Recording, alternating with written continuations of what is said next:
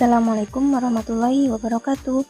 Halo teman-teman, saya Diana Fauzia, NIM 1914070026 dari kelas PGMIA mata kuliah Metodologi Penelitian akan menjelaskan mengenai analisis bab 1.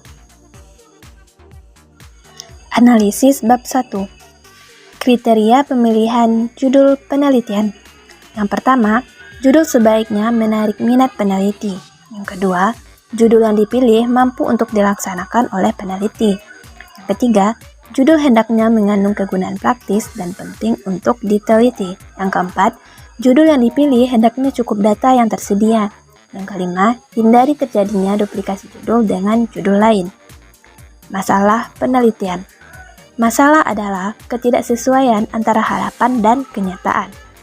Kriteria permasalahan yang baik.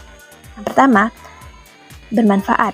Yang kedua, dapat dilaksanakan. Yang ketiga, adanya kemampuan teori dari peneliti. Yang keempat, tersedianya waktu. Yang kelima, tersedianya dana untuk meneliti. Yang keenam, tersedianya data, serta tersedianya izin dari pihak yang berwenang. Sumber ide masalah. Yang pertama, observasi terhadap praktek pendidikan.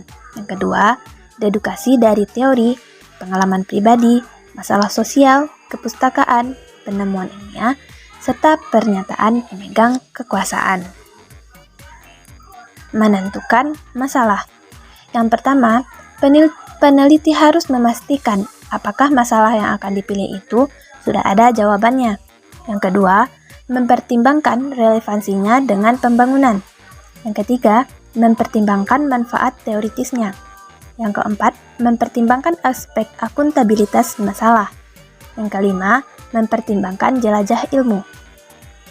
Dasar-dasar penyusunan latar belakang penelitian. Yang pertama, dari aspek filosofis. Klarifikasi tentang hakikat keberadaan atau fenomena yang berkaitan dengan masalah penelitian. Yang kedua, aspek yuridis. Berkaitan tentang kebijakan suatu pemerintahan.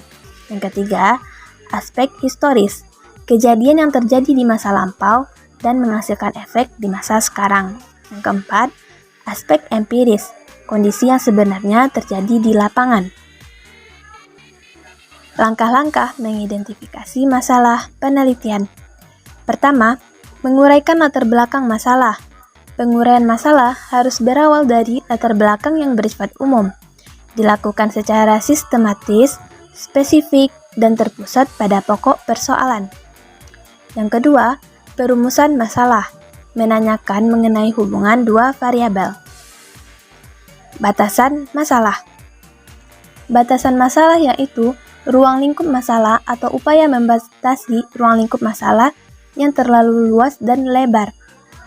Fungsinya agar peneliti dapat memfokuskan masalah pada satu persoalan dan membatasi jangkauan proses yang akan dibahas. Rumusan masalah penelitian. Masalah deskriptif, yaitu suatu permasalahan yang berkenaan dengan variabel mandiri, tanpa membuat perbandingan dan menghubungkan dengan variabel lain. Masalah asosiatif, yaitu suatu permasalahan yang berhubungan antara dua variabel atau lebih. Masalah komparatif, suatu permasalahan penelitian yang bersifat membandingkan keberadaan suatu variabel. Tujuan penelitian.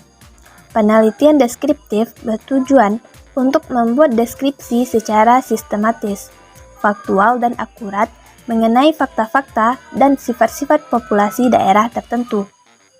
Penelitian korelasi bertujuan untuk meneliti sejauh mana variasi pada suatu faktor berkaitan satu sama lainnya. Penelitian eksperimen bertujuan untuk mengadakan perlakuan atau treatment manipulasi terhadap variabel peneliti, variabel bebas, kemudian mengamati konsekuensi perlakuan tersebut terhadap objek penelitian, variabel terikat. Penelitian pengembangan. Penelitian pengembangan bertujuan untuk mengembangkan suatu produk. Penelitian korelasi. Penelitian korelasi bertujuan untuk melihat hubungan satu variabel dengan variabel lain minimal 2 variabel. Penelitian tindakan kelas. Penelitian tindakan kelas dilakukan dalam pembelajaran dengan tujuan untuk memperbaiki kinerja sebagai guru atau calon guru sehingga hasil belajar siswa dapat meningkat. Kegunaan atau manfaat penelitian pendidikan. 1. Sebagai peta yang menggambarkan keadaan pendidikan. 2.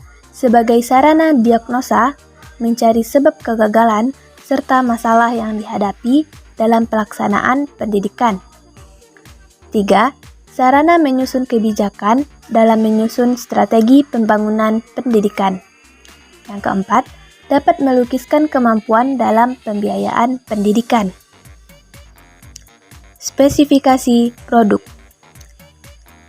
Bagian ini dimaksudkan untuk memberikan gambaran lengkap tentang karakteristik produk yang akan dikembangkan.